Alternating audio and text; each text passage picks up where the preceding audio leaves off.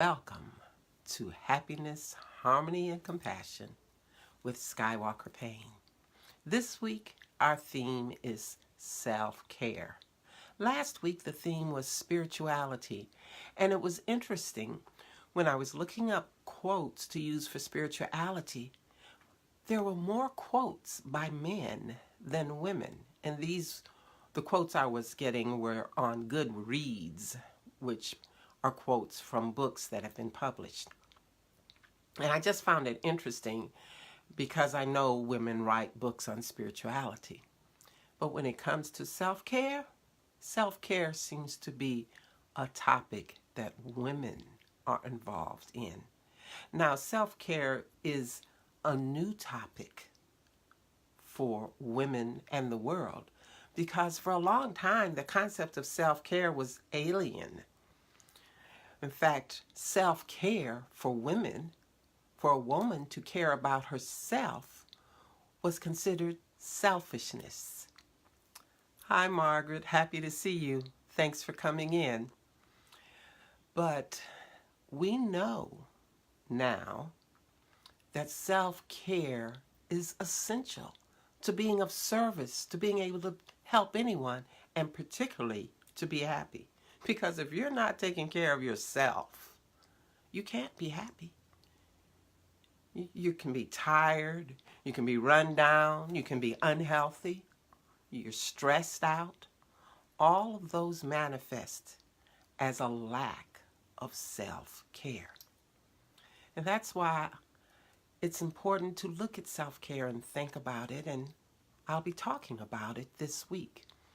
But today I want to talk about where I learned about self-care from my mother, Anne Elizabeth Glenn Alexander, who has ascended into the other realms a long time ago, like over 20 years.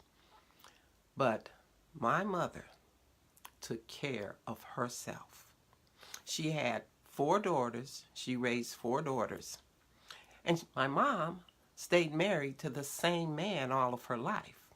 Although he wasn't the only man she knew, because my father was not the man she was married to. But even then, that was because Mama was taking care of herself.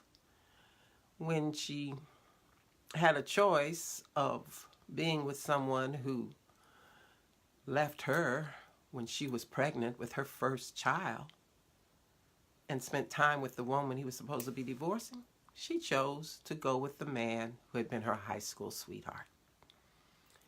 And as I grew up, Mama always took care of herself. She took care of us too. We didn't lack in anything in terms of food. She made our clothes. She made sure we got good education. And until I got into college, Mama was my best friend in terms of having someone to talk to and express my ideas. And she encouraged us to be ourselves. But Mama bought the clothes she liked. Every year for anniversaries and birthdays, her husband gave her jewelry. She played bingo every week. She had her own friends. She liked to drink, and she drank her vodkas when I was growing up, and then she turned to liqueurs when she got older.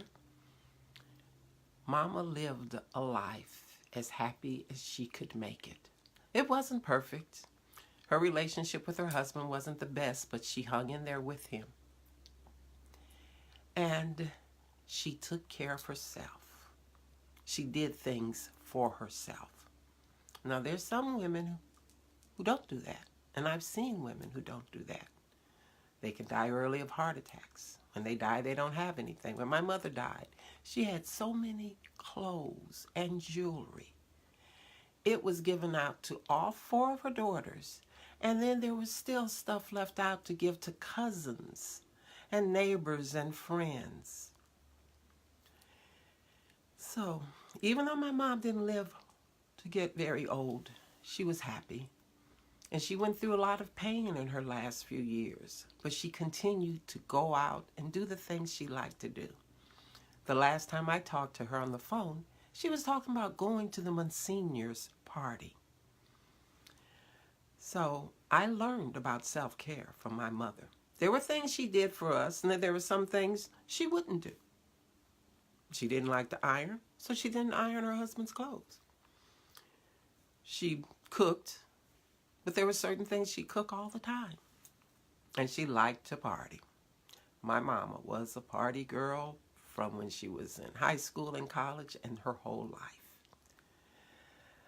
But a lot of women have grown up with mothers who were the self-sacrificing type, who never did anything for themselves.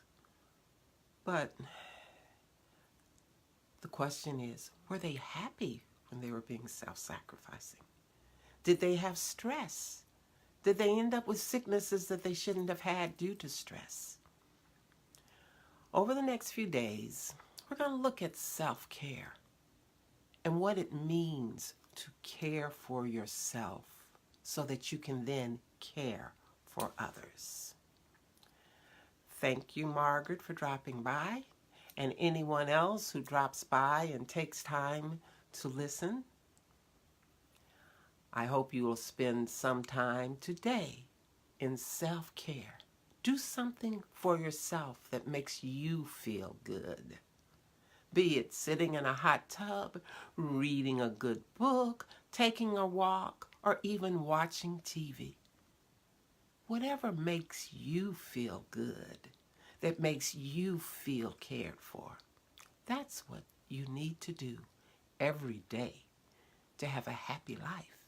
Because when you have a happy life, you can be harmonious with others, and harmonious people practice compassion.